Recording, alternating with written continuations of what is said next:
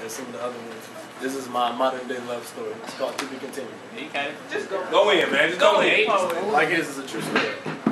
I walk into the church house, Bible out, looking for a good shout when no doubt my vision is obscured by a thing of beauty who, not being too snooty, appeared to be the center of attention, or at least in my world she was. So I stare at her, as if I am in a parallel universe and all I can see is her and me and our beautiful future together, soon to be a reality, but she didn't know it yet. So as seconds turn to minutes, minutes to hours, I sit there waiting anxiously for my chance to say, hey, I'm Nate. A relatively easy phrase, but my mind and mouth were not on the same page, for as God saw fit to grant me my Super Bowl winning moment, I would ironically choke. She walks by, softly says hi. Astonishingly enough, I do not reply, not that I am ever shy, but in my nervous anxiety, I'm robbed of my greatest glory and thus bound away angrily until our next encounter.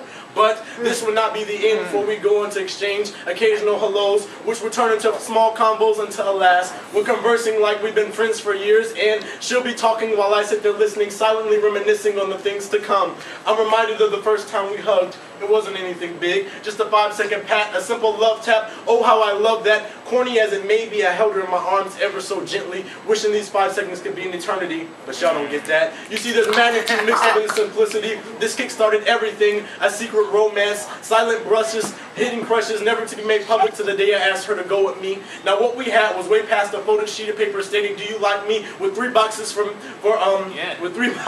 yes, no, or maybe. Check one, please. No, not me. I did it classy. On the popular side, Devo, only to have her reject me. Though baffled and bewildered by what transpired, it did not faze me. I was only left inspired. For this loss, I would count as a win, because this too would not be our end. We go on to attend a youth gala, and coincidentally, we'd be matching, her in her blue dress, silver necklace, claiming to be a princess, Cinderella more specifically, and we spend the whole evening smiling, laughing, and taking pics, leaving me to believe that she was my princess, and I was her Prince Charming. Now we all can relate that love ends in heartbreak, but this would not be our case, for we would not let this setback break us. Because the love bug was right, leaving me bitten ever so smitten by the girl I would date for the next year. Yet despite my girlfriend, deep down inside I want to forsake my pride and run to her, assuming she feels the same way too. And nah, we're too good for that. So months will go by without even an occasional hello, until tragedy will strike in front of a breakup, leaving me vulnerable. Hurt and confused, I run to her as I always do, but this time she won't accept me.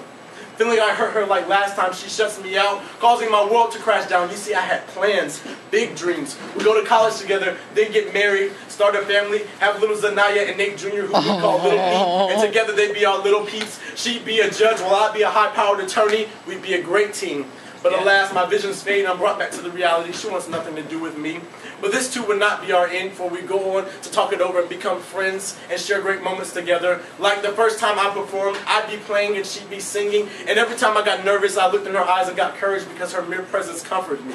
Or the first time I skipped, we weren't together, so we spent the whole day texting as if she was there with me. I remember it so clearly, the moments I hold dearly. Every time she's near me, you see, I cherish her. She's like weed and I'm a hippie, bullets and I'm 50, body and I'm 50. Well, vice versa. You see, she completes me. Now some may say our story's incomplete, an intro, body, and no ending, but to end means to finish, and we're only beginning, so as long as I have her, I'm content with being perfectly incomplete, for a story like us will always remain to be continued. I like that.